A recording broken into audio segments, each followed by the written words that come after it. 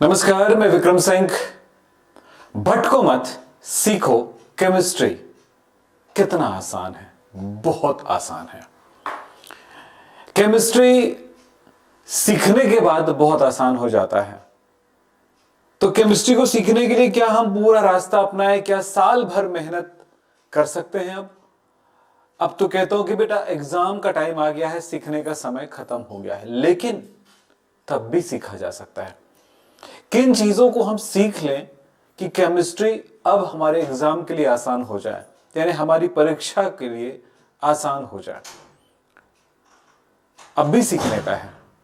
ऐसा नहीं कि केमिस्ट्री को बस इतना ही सोच लीजिए कि भाई केमिस्ट्री सीखने में बड़ी समस्या आती है, तो भैया अब तो समय है कि बस रट्टा मारें और लिख लें।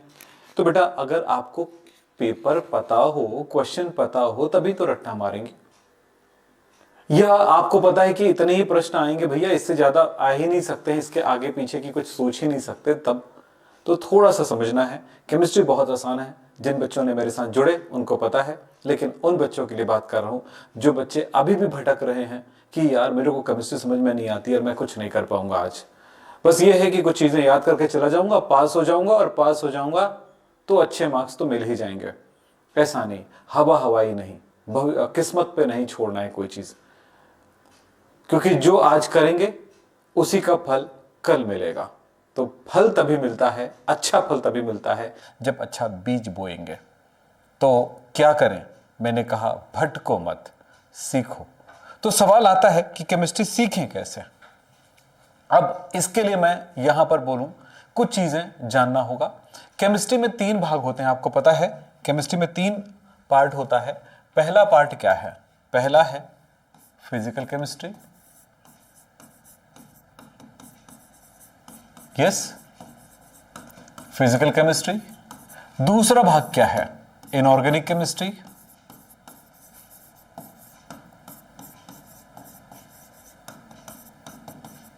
और तीसरा क्या है? Organic chemistry.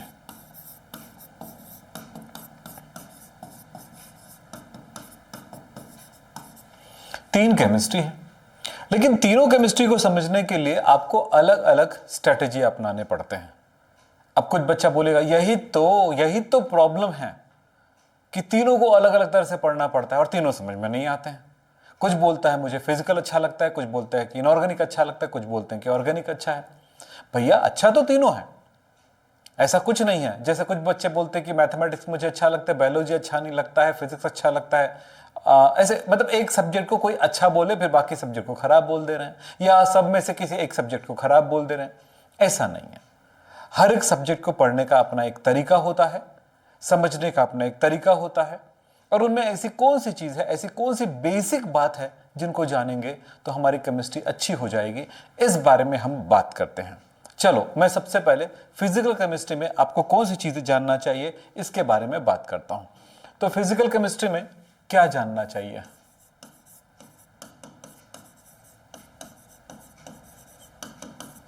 फिजिकल केमिस्ट्री पढ़ते समय सबसे पहली बात तो यह जानना होगा कि आप परमाणु भार, एटॉमिक मास,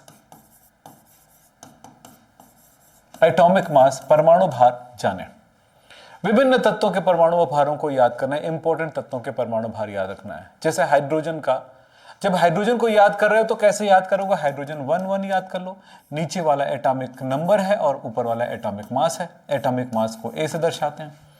कार्बन 612, तो 12 एटॉमिक मास है, एटॉमिक नंबर है ये। तो एटॉमिक नंबर क्या होते हैं, एटॉमिक मास क्या होते हैं, ये भी जानना जरूरी है। तो यहां पर फिजिकल केमिस्ट्री में एटॉमिक नंबर नहीं, एटॉमिक मास की बहुत जरूरत पड़ती है। एटॉमिक मास यानी कि परमाणु भार, परमाणविक द्रव्यमान। जब परमाणु द्रव्यमान कुछ तत्वों का इस तरह से याद कर लोगे, याद करने का तरीका बताया क्या? कार्बन 612, हाइड्रोजन 1, ऑक्सीजन 816, इस तरह से आप याद कर लीजिए। तो ऊपर वाला क्या होता है? एटॉमिक मास होता है। यस, एटॉमिक मास को किस दर्शाते हैं? एटॉमिक वेट, एटॉमिक मास ये कह सकते हैं, या कुछ लोग द्रव्यमान संख्या भी कहते हैं। तो चलिए, ये बात है, ये आपको बिल्कुल क्लियर याद होना चाहिए कुछ इंपॉर्टेंट तत्वों का किन तत्वों का याद होना चाहिए? मैंने बेसिक केमिस्ट्री में पढ़ाया है, प्री बेसिक केमिस्ट्री या जीरो लेवल बेसिक केमिस्ट्री का मेरा प्लेलिस्ट है, उसमें जाकर के जरूर एक बार चेक कर लीजिए। दूसरी बात आती है अणुभार। परमाणु भार याद है तो दूसरा पक्ष आपको होना चाहिए अणुभार, मॉलिक्यूलर मास। मॉलिक्यूलर वेट या मॉलिक्यूलर मास, इसको हम कैपिटल M से दर्शाते हैं। मॉलिक्यूलर मास किसका होता है? किसी कंपाउंड का होता है, किसी यौगिक का होता है। जैसे कार्बन डाइऑक्साइड का आणविक द्रव्यमान क्या होगा? कार्बन डाइऑक्साइड CO2 का आणविक द्रव्यमान क्या होगा? का आणविक द्रव्यमान ये होगा 44। आप कैलकुलेट कर लीजिएगा, 44 AMU या EU। तो ये दूसरी चीजें हैं कि आपको आणविक द्रव्यमान आना चाहिए। तीसरी बात है कि बेटा आपको आना चाहिए मोल, और मोल कॉन्सेप्ट को आपको अच्छे से समझ में आना चाहिए, उसको समझें। ये तीन बातें फिजिकल केमिस्ट्री अगर आप पढ़ रहे हो तो तीन बातें आपके दिमाग में होगा, तभी जाके आप इस चैप्टर से न्यूमेरिकल बना पाओगे, इस चैप्टर मतलब इस पार्ट से न्यूमेरिकल बना पाओगे, कॉन्सेप्ट को समझ पाओगे। लेकिन दो और जरूरी बातें हैं, वो भी जानना जरूरी है। वो है फिजिक्स एंड मैथ्स। ये दो सब्जेक्ट हैं, इनका बेसिक कॉन्सेप्ट आपको पता होना चाहिए।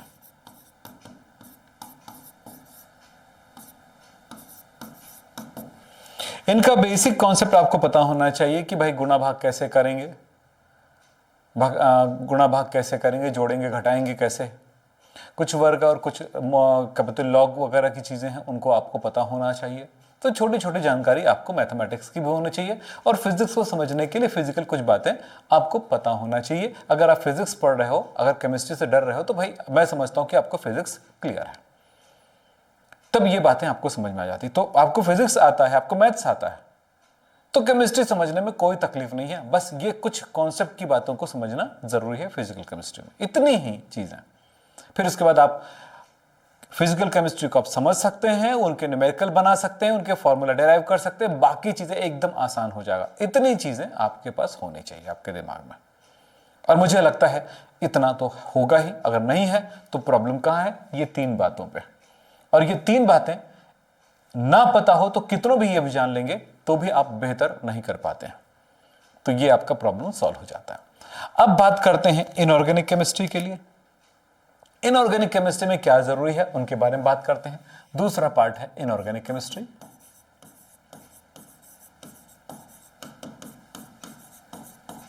अब आप देखिए आपको क्या पता है इनऑर्गेनिक केमिस्ट्री। इसमें इनऑर्गेनिक केमिस्ट्री में सबसे महत्वपूर्ण चीज है बेटा, जब ये पढ़ाई करते हो तो पीरियोडिक टेबल आपको याद रहना चाहिए। याद रखें, ये पहला काम। अगर पीरियोडिक टेबल याद हो गया है तो आप क्या कर सकते हैं, उसके बाद इलेक्ट्रॉनिक कॉन्फ़िगरेशन,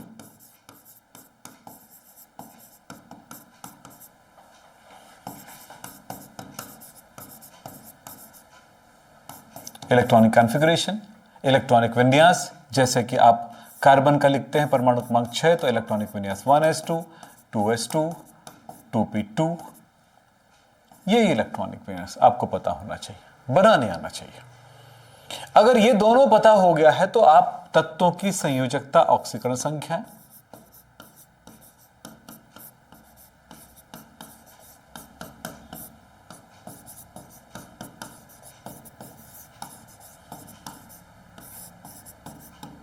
किस तत्व की क्या संयोजकता होगी, क्या ऑक्सीकरण संख्या होगा, जैसे कार्बन की संयोजकता 4, नाइट्रोजन की संयोजकता 3, फास्फोरस की संयोजकता 3 और 5, इस तरह से आयरन की संयोजकता ऑक्सीडेशन नंबर +2 +3, इस तरह से ऑक्सीकरण संख्या भी आपको निकालने या कैलकुलेट करने आना चाहिए। ऐसा करने से आपको फायदा क्या होगा, आपकी केमिस्ट्री में पकड़ बनने लग जाएगी। फिर बात आता है वैलेंसी हो गई, संयोजकता हो गई, पेरियोडिसिटी, अगला आता है आवर्तिता या पेरियोडिसिटी।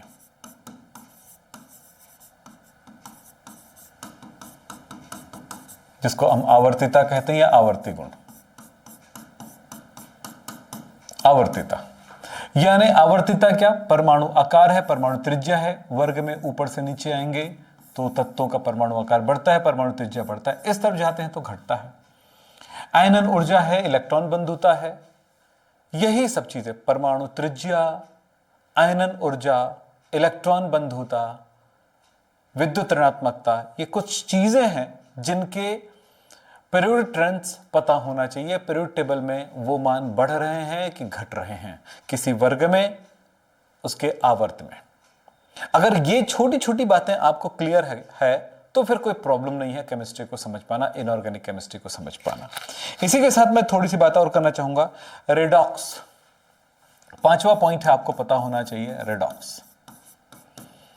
रिडॉक्स ऑक्सीडेशन नंबर निकालना, ऑक्सीकरण संख्या में परिवर्तन को पता लगाना, कहां पर ऑक्सीकरण क्रिया हो रही है, कहां पर अपचयन की क्रिया हो रही है, ये छोटी छोटी बातें आपको पता होना चाहिए। और साथ में जब ये सब पता हो जाए तो आपको केमिस्ट्री में एक महत्वपूर्ण चीज है, रिएक्शन बनाने आना चाहिए, यानी कि रासायनिक अभिक्रियाएं बनाने आना चाहिए, उसका समीकरण लिखने आना चाहिए। ये तब हो पाएगा जब इन चीजों को करेंगे। तो प्रॉब्लम कुछ नहीं है। आप लोग बोलते हैं ना कि सूत्र बनाने नहीं आता, फॉर्मूला याद रखने नहीं आता है, तो आपको फॉर्मूला बनाना भी आएगा तब जाकर के, यानी सूत्र बनाना आएगा तब। और ये सारी चीजें मैंने बेसिक क्लास में बताए हैं कि भाई फॉर्मूला कैसे बनाते हैं, रिएक्शन कैसे होता है, आपका संयोजकता कैसे निकाला जाता है, ऑक्सीकरण संख्या कैसे निकाला जाता है, आवर्तीता कैसे निकाली जाती है, कैसे पता लगाया जाता है कि कोई तत्व की आयनन ऊर्जा ऊपर वाले की तुलना में नीचे वाले की ज्यादा होगी कि कम होगी, क्यों का कारण है, ये सारी चीजें आपको पता है। पीरियोडिक टेबल कैसे याद रखना है, इलेक्ट्रॉनिक विन्यास कैसे बनाना, ये सब कुछ मैंने बेसिक क्लास में आपको बता दिए हैं। अगर इतनी चीजें, मैंने कहा ना, जिन बच्चों ने वो बेसिक क्लासेस देखा है ना, जीरो लेवल बेसिक क्लास, उन बच्चों को कभी भी तकलीफ होता ही नहीं है केमिस्ट्री में, चाहे दुनिया में किसी भी टीचर के पास पढ़े वो, क्योंकि वो चीज उनसे समझ में आने लग जाता है, उनका दिमाग काम करने लग जाता है। आपको भी अपने दिमाग काम करने लायक बनना है ताकि आप एग्जाम के लिए तैयारी करोगे। अगर ये सब क्लियर होगा तो एग्जाम की तैयारी आपके लिए, केमिस्ट्री के एग्जाम की तैयारी आसान हो जाएगा, 12th के एग्जाम की तैयारी आसान हो जाएगा, 11th की एग्जाम की तैयारी आसान हो जाएगा। यानी जो भटकाव होता है ना कि पढ़ें कैसे, क्या पढ़ें क्या नहीं पढ़े, वो पूरी बातें एकदम साफ समझ में आने लग जाता है। इतनी चीजें जानने के बाद फिर उसके बाद केमिस्ट्री बढ़ती जाती है। फिर एक महत्वपूर्ण चीज है, रासायनिक बंध को पढ़ना जरूरी है, केमिकल बॉन्डिंग को जानना जरूरी है। आयनिक बंध क्या होते हैं, सहसंयोजी बंध क्या होते हैं, उपसंयोजी बंध क्या होते हैं, इनके बारे में जानकारी होना अनिवार्य है। रासायनिक बंध, केमिकल बॉन्ड, ये तो ये है इनऑर्गेनिक केमिस्ट्री की कुछ बातें जिनको जानने से होगा। हाँ, एक बात जरूर है कि कुछ अपवाद वाले रिएक्शन भी मिलते हैं, वहां पर उस रिएक्शन को या उन बातों को आपको स्पेशली याद रखना पड़ता है, लेकिन अन्यथा बाकी चीजों को प्रैक्टिस के साथ कर लिया जाता है। अब मैं बताना चाहूंगा, थोड़ा ध्यान से सुने, ऑर्गेनिक केमिस्ट्री के बारे में बात करता हूं। ऑर्गेनिक केमिस्ट्री में क्या महत्वपूर्ण है जो जानना जरूरी है। ऑर्गेनिक केमिस्ट्री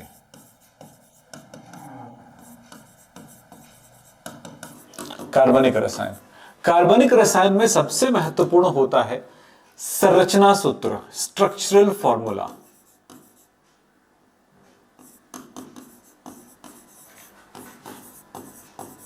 स्ट्रक्चरल फॉर्मूला कैसे, स्ट्रक्चरल फॉर्मूला जैसे कि मीथेन का CH4 इस तरह से, इथेन का हुआ ये,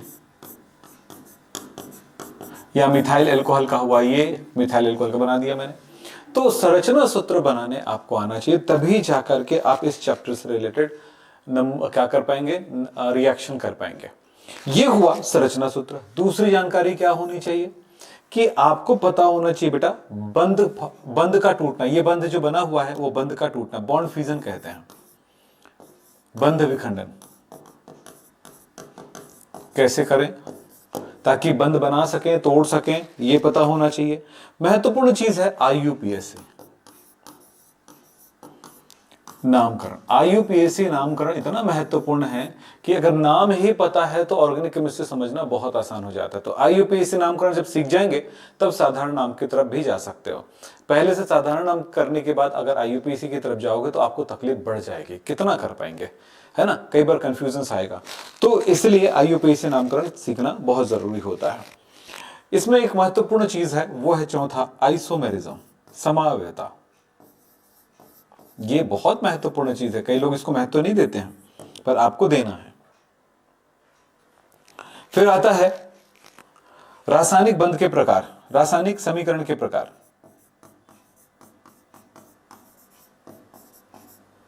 रासायनिक अभिक्रिया के प्रकार।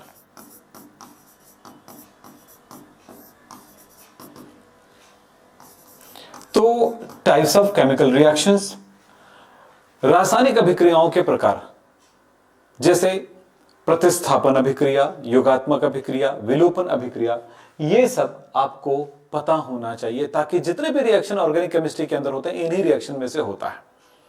यानी रासायनिक अभिक्रियाओं के जो प्रकार होता है अलग अलग, जब नेम रिएक्शन की बात करते हैं तो वो नेम रिएक्शन या तो प्रतिस्थापन वाला होगा, या योगात्मक वाला होगा, या फिर वो विलोपन वाला होगा, या पुनर्विन्यास वाला होगा, कोई ना कोई तो होगा, ऐसा ही रहता है। तो वो अभिक्रिया क्या है, नेम रिएक्शन को भी जानने से पहले आपको सबसे पहले अभिक्रियाओं के प्रकार को समझना जरूरी है। योगात्मक अभिक्रिया, प्रतिस्थापन अभिक्रिया, विलोपन अभिक्रिया, मूल से 3 अभिक्रियाओं के बारे में बात करते हैं। फिर विस्थापन अभिक्रियाएं होंगी, तो ये सब होता है। तो इन अभिक्रियाओं को जानना एक बार जरूरी होता है। फिर एक महत्वपूर्ण चीज बताना चाहूंगा, इलेक्ट्रॉन डिस्प्लेसमेंट इफेक्ट, यानी कि इलेक्ट्रॉन विस्थापन प्रभाव। छठवीं बात है इलेक्ट्रॉन विस्थापन प्रभाव। इलेक्ट्रॉन विस्थापन प्रभाव आपने सुना होगा, इलेक्ट्रोमेरिक इफेक्ट, इंडक्टिव इफेक्ट यानी प्रेरणिक प्रभाव, इलेक्ट्रोमेरिक प्रभाव, मेसोमेरिक प्रभाव, रेजोनेंस इफेक्ट, हाइपर कंजुगेशन, इस तरह की चीजों को भी समझना होगा, तभी जाकर के मैकेनिज्म भी समझ में आएगा। तो मैकेनिज्म या क्रियाविधि के बारे में हम बाद में भी बात कर सकते हैं, लेकिन इतनी चीजें आनी चाहिए। ये सभी चीजें, इतनी जो मैंने लिखा है, इसके बाद की बात बाद में आता है। अगर आपको रिएक्शन के प्रकार संबंधित समझ में बातें आती हैं तो कोई भी रिएक्शन आपको दे दिया जाए आपको बात समझ में आने लग जाएगा। कैसा भी रिएक्शन समझाया जाएगा आपको बराबर समझ में आएगा और बराबर याद भी होगा। तो क्या हुआ, हमने इन्हीं चीजों को छोड़ करके बड़ी बड़ी चीजों को पढ़ना शुरू कर दिया। यानी हमने पढ़ना शुरू कर दिया, भैया इंपॉर्टेंट हमने याद कर लिया, पढ़ लिया, हमने याद कर लिया। तो जितनी बार किसी चीज को याद करते जाओगे वो फायदा तो देगा, लॉस कभी नहीं होता। किया गया मेहनत कभी भी खुद पर किया गया मेहनत कभी घाटे नहीं देता, लेकिन सही तरह से किया गया मेहनत आपको फायदा ही देगा, लॉस कभी नहीं देगा। तो आप समझिए कि आप फायदे में कब जाएंगे और लॉस में कब जाएंगे। तो लॉस में तब जाएंगे जब आप उसके पीछे प्रैक्टिस नहीं करेंगे और उन चीजों को सही तरह से नहीं करेंगे। जैसे कि मैं एक बार रिमाइंड करा दूं कि केमिस्ट्री में 3 भाग होते हैं, फिजिकल केमिस्ट्री, इनऑर्गेनिक केमिस्ट्री और ऑर्गेनिक केमिस्ट्री। भौतिक रसायन, अकार्बनिक रसायन और कार्बनिक रसायन। भौतिक रसायन को पढ़ने के लिए हमें जरूरत है, किन चीजों को जानना जरूरी है, परमाणु भार, अणुभार, मोल और फिजिक्स और मैथ्स के कुछ बेसिक कॉन्सेप्ट जरूरी है। इसी तरह से अकार्बनिक रसायन के लिए क्या जरूरी है, आपको याद रखना चाहिए आवर्त सारणी। अक्सर हम लोग याद करा देते हैं बच्चों को, लेकिन कभी याद ही नहीं करते हैं वो। इलेक्ट्रॉनिक विन्यास बनाने आना चाहिए, संयोजकता ऑक्सीकरण संख्या आपको कैलकुलेट करने आना चाहिए, फॉर्मूला बनाने आना चाहिए, आवर्तिता पता होना चाहिए, रिडॉक्स रिएक्शन और आपके पास रासायनिक बंध। इतनी जानकारी इसमें बहुत महत्वपूर्ण है, जरूरी है जानना। साथ में कार्बनिक रसायन में संरचना सूत्र बनाने आना चाहिए, बंध तोड़ने आना चाहिए, बॉन्ड फ्यूजन की बात होती है। आईयूपीएसी नाम करना, आइसोमेरिज्म, रासायनिक अभिक्रियाओं के प्रकार और इलेक्ट्रॉन विस्थापन प्रभाव, साथ में क्रियाविधि यानी मैकेनिज्म भी रिएक्शन के होना चाहिए। इतना आपका बेसिक नॉलेज, इतना करने में आपको ज्यादा 4 दिन लगेगा, 5 दिन लगेगा, 6 दिन लगेगा। लेकिन इन्हीं 6 दिन आपको मैं बोल रहा हूं, एक ही दिन में भी कर सकते हैं आप। अगर एक दिन पूरी केमिस्ट्री को पकड़ के चले, इन चीजों को सीखना ना, सुबह 6 बजे से अगर बैठेंगे और रात को 8 बजे तक, तो कंप्लीट हो जाएगा और सीख भी जाएंगे। लेकिन मंशा होनी चाहिए ना सीखने की, नियति होनी चाहिए ना, आप में सीखने का मन होना चाहिए ना, तब तो जाके सीख पाएंगे। आप एक छोटी सी चीज को पकड़ के बैठ गए हो कि भैया मेरे को ये चीजें, ये रिएक्शन, ये बातें समझ में नहीं आती, इलेक्ट्रॉनिक विन्यास में गड़बड़ होता है, तो ऐसे में कभी नहीं सीख पाएंगे। तो केमिस्ट्री है कठिन नहीं, केमिस्ट्री है बहुत आसान, पर उसे आप अपने समझ के लायक आपको बनाना होगा।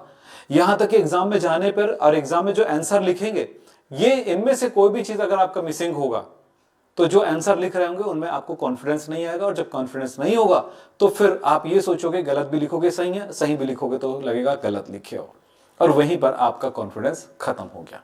यानी आपका आत्मविश्वास रहा कुछ नहीं, बस यार पास हो जाएं, बस इतना ही काफी है। और खुद को मना के या खुद को गलत तरह से सांत्वना देकर के कह देते हैं कि भैया जो भी होगा देखा जाएगा, बाद में पढ़ लेंगे। तो बाद कभी नहीं आती बेटा, जो करना है अभी करिए। और देखिएगा आप जो तैयारी कर रहे हैं, अगर ये सारी चीजें क्लियर है तो जो तैयारी कर रहे हैं एग्जाम की, वो एग्जाम की तैयारी सुपर जाने वाली है आपकी। बस इतना ही कहूंगा। और इतना है कि जो बच्चे मेरे साथ कोर्स के साथ जुड़ना चाहते हैं उनके लिए नीचे नंबर है, किसी तरह की कोई समस्या है तो मुझे कॉल करके या मैसेज करके बात कर सकते हैं, देख सकते हैं। हम आपका हेल्प करते हैं, हम आपकी पढ़ाई के लिए, आपकी पढ़ाई को बेहतर बनाने की पूरी कोशिश करते हैं। तो आज की बातें यहीं पे समाप्त करते हैं। नमस्कार, धन्यवाद, थैंक यू।